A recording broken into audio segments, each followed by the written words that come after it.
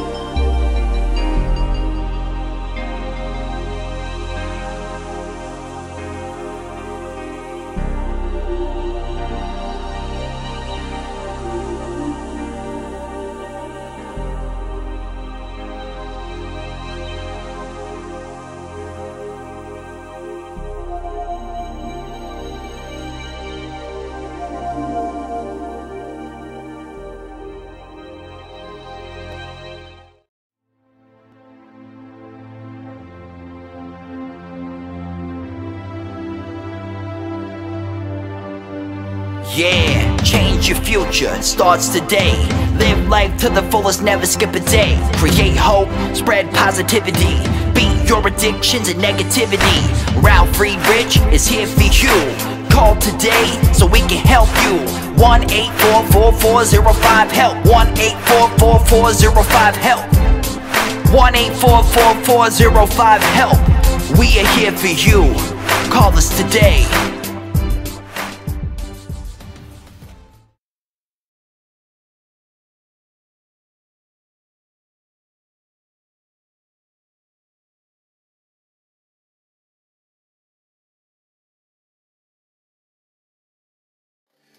Hello, my name is Ralf Friedrichs. I'm an addiction recovery coach and the host of the Take Your Life Back Today show. As an addiction recovery coach, I want to share something with you, and let me be crystal clear to leave an everlasting impact upon you. Just imagine being buried alive. You're in a coffin, but you know you're not dead. You don't know how to get out of that coffin, so you tried lifting the lid, but the enormous weight upon the lid prevents you from opening the lid. You just think you're going to die, but then you say, maybe if I bang on the lid, that maybe I can unsettle the dirt and somebody might start digging their way down to you. This is what it's like to find yourself at the lowest point of alcohol and drug addiction. You know you need help. You know you can't do it on your own, but you don't know where to get help. In reality, there are people staying right by your grave. You just don't know that. You just think you're going to die. Usually, though, people don't think about death when they're habitually abusing drugs and alcohol. In order to feed an addiction, you have to be great at repressing the fear of death. I often ask you, my audience, did it ever cross your mind that while you were abusing drugs and alcohol that maybe, just maybe, you might overdose and take something that was given to you by the Lord Jesus Christ, called life, away from you? More selfishly, you take your life away from the people that love and care for you most. People like your grandchildren, your children, your mother, your father, your husband, your wife. With this, let me leave one last thought. Don't be like the person I just read about on these index cards that waited until it was too late. Instead, be the person that picks up the phone, calls me at 844-405-HELP, and I promise you I will help you take back your life before your life is gone. People like Larry Geis from the Geis Academy at 516-458-2741, www.odysseyconsultant.org. Larry Geis has over 30 years' experience as a life and addiction recovery coach. Larry and I always tell people like you, doesn't matter where you've been, it doesn't matter where you're coming from. What matters most is that you're here, you want it better today, and you want a brighter and happier tomorrow. It all starts with you. It all starts with you. Stop denying that you have a problem. And then you get a hold of people like Larry at 516-458-2741. And once you have Larry or myself or any life or addiction recovery coach, you need to reach for your higher power and say, God, I need help. God, help me with my addiction. Help me with my depression.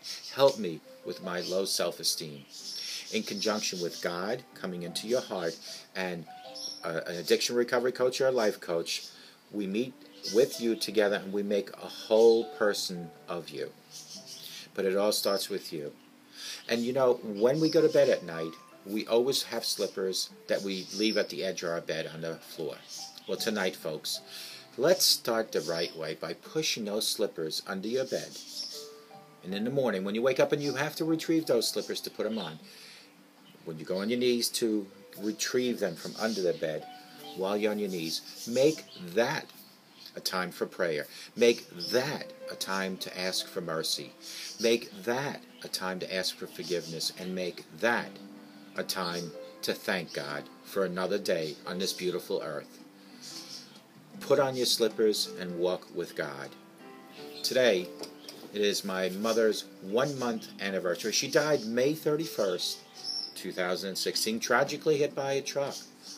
Although there aren't 31 days in June, today is July 1st, so it's officially 1 month. And what better way to celebrate her life on earth and her first month in heaven than for me to kind of go over a couple things with you, folks. Let me just adjust the camera a little bit. I just want to go over a couple things with you. In both sudden death and anticipated death, there is a pain. However, while the grief is not greater in sudden death, hold on one second, let's go over here, because I want to make sure that this is all just perfect, okay? The capacity to cope is diminished. Grievers are shocked and stunned by the sudden loss of their loved one. Their loss is so disruptive that recovery is almost always complicated. This because the adaptive capacities are so severely assaulted and the ability to cope is so critically injured that functioning is seriously impaired. Grievers are overwhelmed. If you are such a griever, you probably are suffering extreme feelings of bewilderment, anxiety, self-reproach, and depression, and you may be unable to continue your normal life. You had no preparation and no time to gradually absorb the reality that the world was about to change dramatically in your life. Instead, there was a sudden of destruction. The world you used to know has now changed. There was no gradual transition, nor time to make changes in yourself or expectations about your life or your world. In sudden death, you are called upon to face a massive gap between the way the world should be with your loved one alive and the world the way it is with your loved one gone. The person whom you loved and who provided you with security is taken away without any warning. This is a major violation of your expectations. Your sense of the world and the control is assaulted. This is not to say that these issues are not confronted by those whose loved ones' death was anticipated. The difference is that they had a valuable time, a valuable period of anticipation that placed the death in context with events that were predictable and made sense to you. Although they experienced pain when their loved one died, they could see what caused the death. They could see how the person might have been suffering. Ideally, they had been preparing for the death and dealing with the feelings about this maybe for quite some time. They were able to finish unfinished business with their loved ones, to say, I love you, and to do things that were wanted to do for a person before they died. While there certainly are many problems and emotional demands associated with losing a loved one in an anticipated death, at least when the death comes, the griever's coping capacities have been directed toward dealing with the expectable end. The loss makes sense at that point. After a sudden loss, the loss doesn't make sense. The critically important understanding of what happened is missing.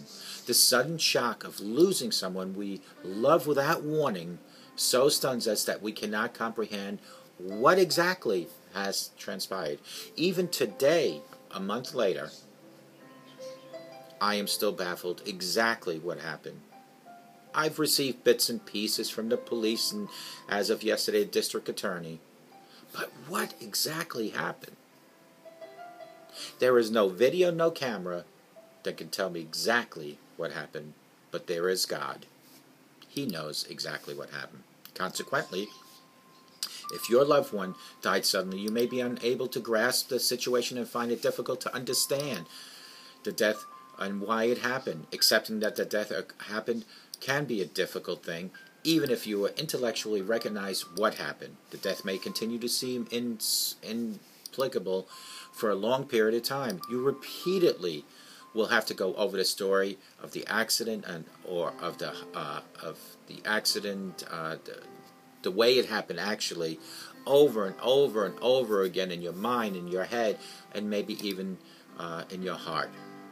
Because you were not prepared for the death, and it had no understandable context, you will try to deal with your lack of anticipation by putting the loss into a series of events. You may find yourself looking back at the time leading up to the death and searching for clues that could have been indicating to how it happened. In this case, there were no clues. My mother crossed a road, not even a major road, and was tragically run over by a white Dodge Ram. For example, one woman looked back at the days preceding her husband's sudden fatal heart attack and perceived warnings she had missed initially.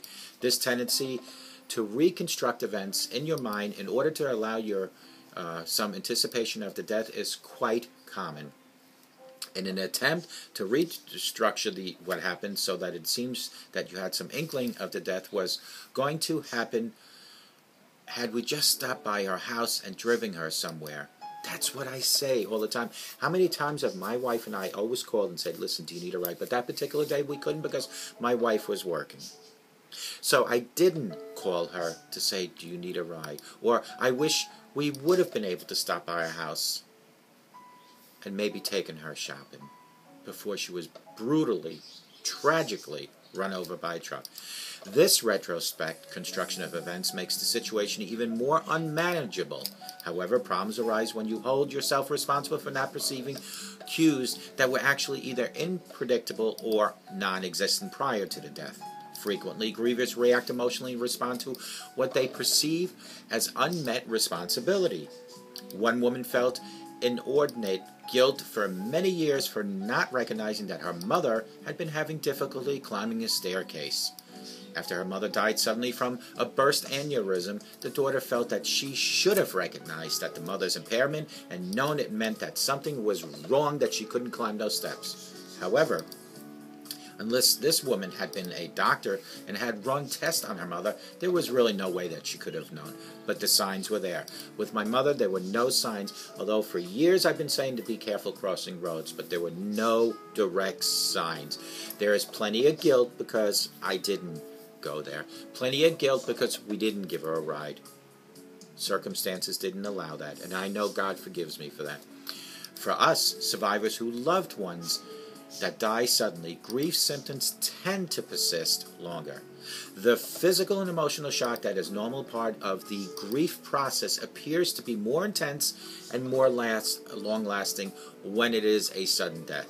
This may further demoralize you as you're trying to understand what really happened to you and to cope with the drastically altered world in addition to dealing with your feelings of the loss and grief.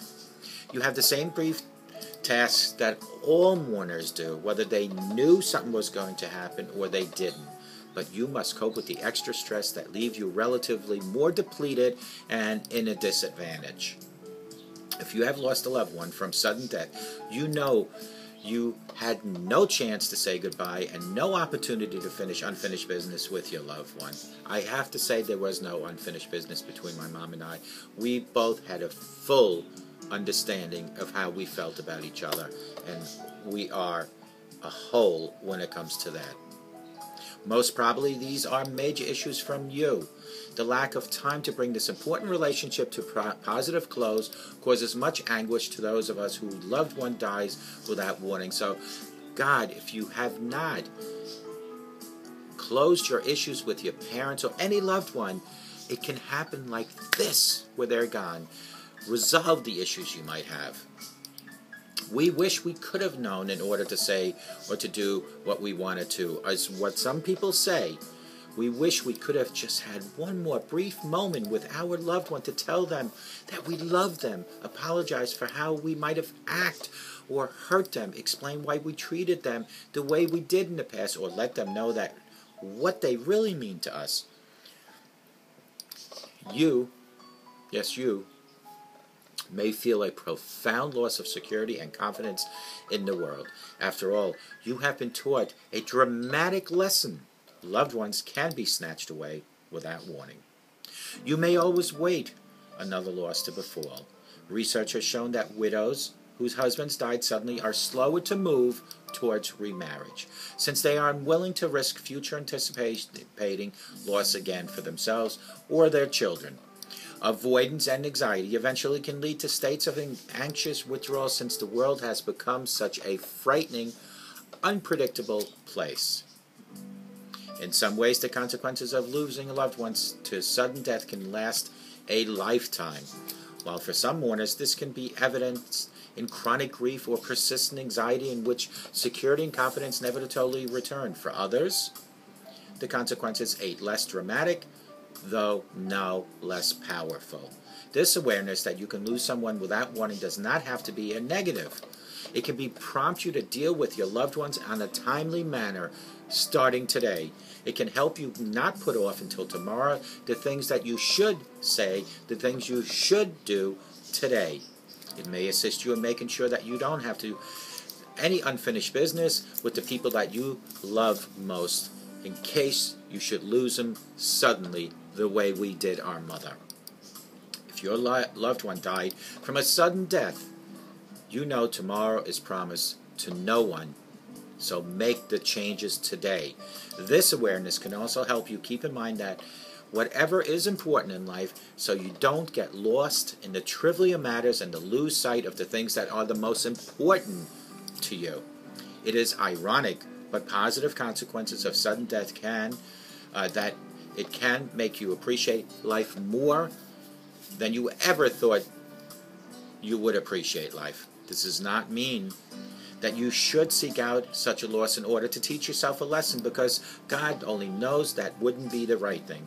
But it does let you know that you can pull something meaningful out of each and any, hopefully only, tragedy you might have experienced in life.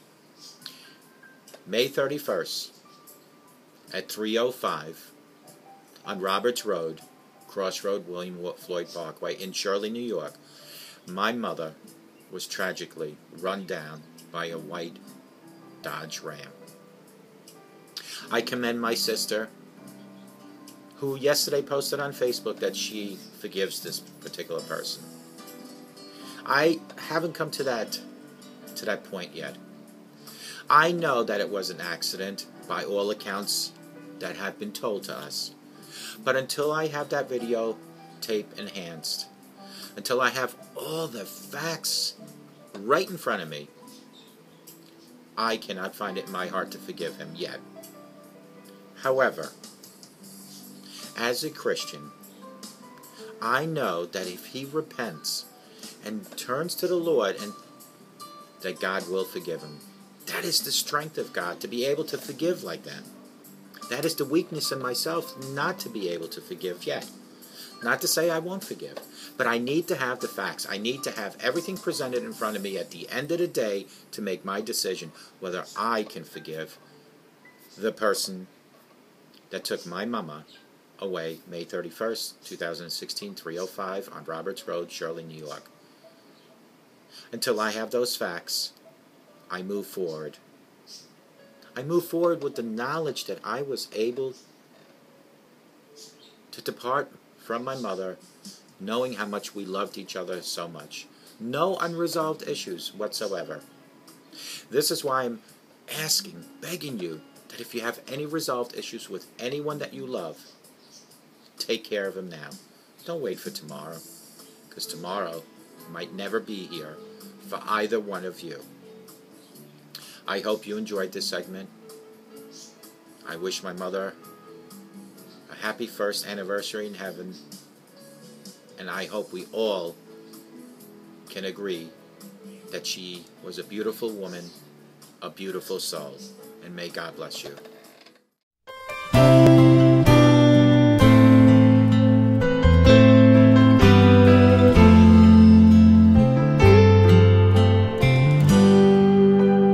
Have you ever prayed but never got an answer, and wondered if God was really there?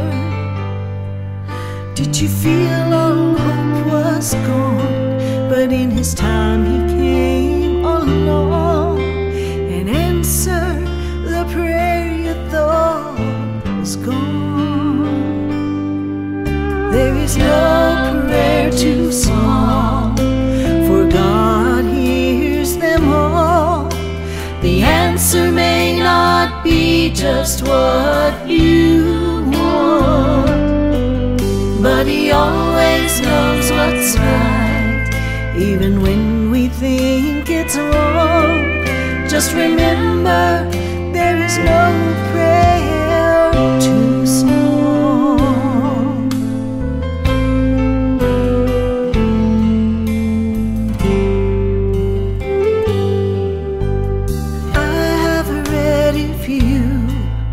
Will ask, you shall receive. No matter what it is, I still believe. There is no prayer too small, and even when we fall, He gives us just exactly what we need. There is no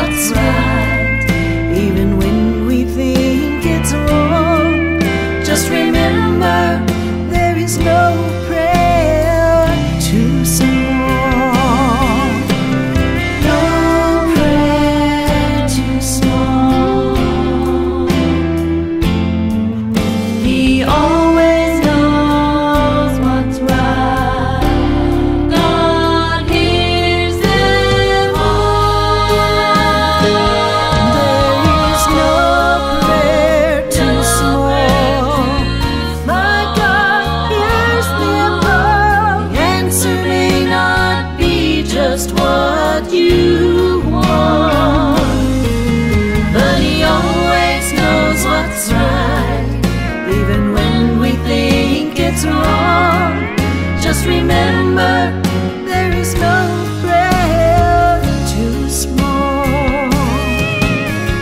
no prayer too small.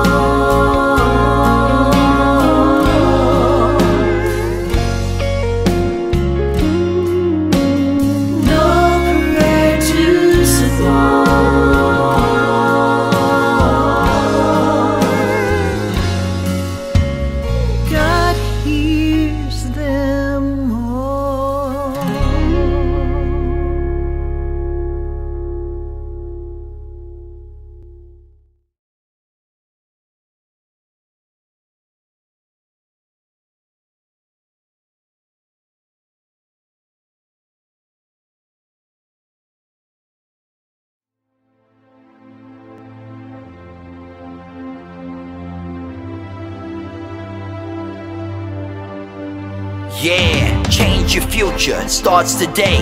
Live life to the fullest, never skip a day. Create hope, spread positivity.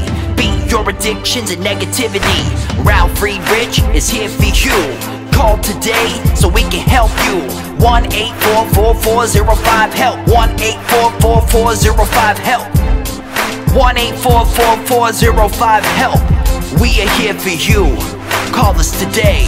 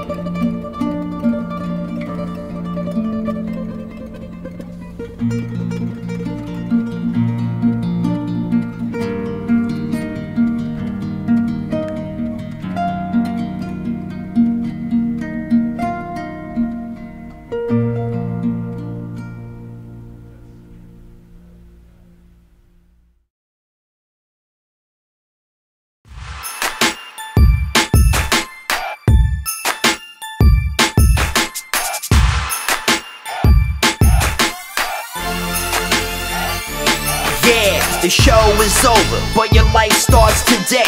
Taking back your life's the only way. Keep faith, stay positive, push through. Take back your life, it starts with you.